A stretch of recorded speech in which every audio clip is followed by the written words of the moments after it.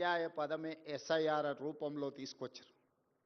ఆనాడు పేదలకు ఓటు హక్కు ఉండాలనా వద్దా అని చర్చ జరిగినప్పుడు గోల్వాల్కర్ విధానాన్ని సిద్ధాంతాన్ని నమ్మినోళ్ళు పేదలకు ఓటు హక్కు ఉండొద్దు అని అంటే పేదవాడికి ఆయుధమే ఓటు అవుతుంది, పేదవాడిని ఎవడు పరిపాలించాలని వాళ్ళు నిర్ణయం తీసుకుంటారని ఆనాడు నెహ్రూ అదేవిధంగా అంబేద్కర్ గారు ఓటు హక్కునిచ్చిండ్రు.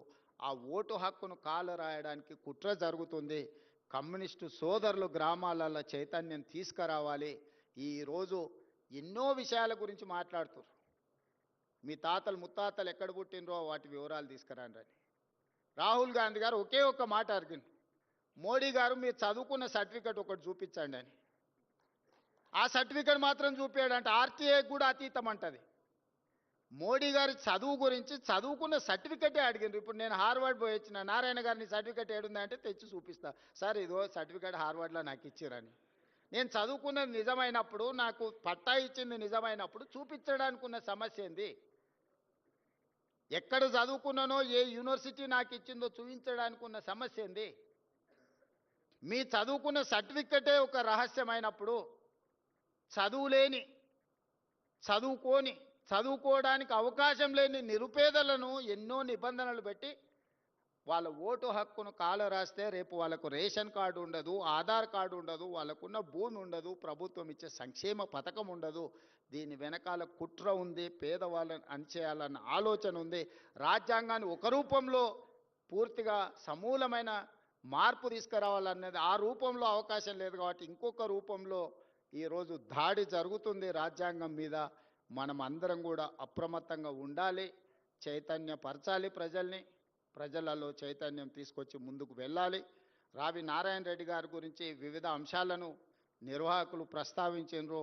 ఈ వేదిక మీద కాదు, నేను ప్రత్యేకంగా మున్సిపల్ ఎన్నికల తర్వాత వాళ్ళని పిలిచి కూర్చోబెట్టి పాఠ్యాంశంలో ఏం చేర్చాలి, వారి విగ్రహం ఎక్కడ పెట్టాలి, వారికి సముచితమైన గౌరవం తెలంగాణలో ఏ విధంగా ఇయ్యాలనో తప్పకుండా అవార్డు గ్రహీతతో సహా నిర్వాహకులను అందరిని కూడా అధికారికంగా సచివాలయానికి పిలిచి మీ అందరితో మాట్లాడి చెయ్యగలిగిన ప్రతి పనిని తప్పకుండా వారి గౌరవం పెంచడానికి ఈ ప్రభుత్వం ఎప్పటికీ అందుబాటులో ఉంటుంది. ఆ విధమైన కార్యాచరణతో ముందుకు వెళ్తుందని తెలియజేస్తూ మీ అందరి దగ్గర సెలవు తీసుకుంటున్నా. ధన్యవాదాలు మిత్రులారా.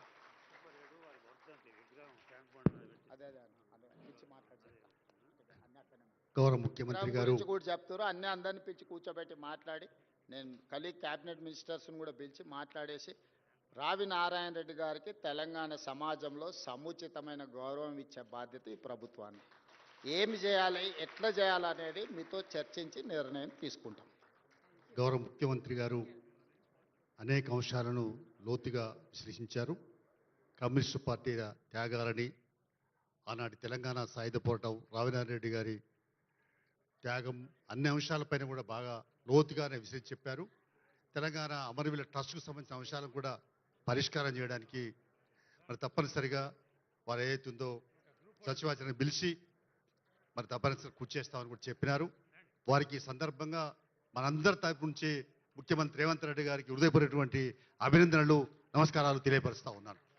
ఇప్పుడు మన జస్టిస్ సుదర్శన్ రెడ్డి గారు వారు స్పందించాలని, మరి వారికి ఈ ప్రాంతానికి విముక్తి కలగలేదు. హైదరాబాద్ సంస్థానంలో ఆనాడు రాచరిక పాలనలో మగ్గుతున్నప్పుడు ఈ ప్రాంత ప్రజలు చదువుకున్న వాళ్ళే కాదు, చదువులేని వాళ్ళు స్వేచ్ఛ కావాలి, ఇక రాచరికం చేతిలో మేము నలిగిపోదలుచుకోలేదు,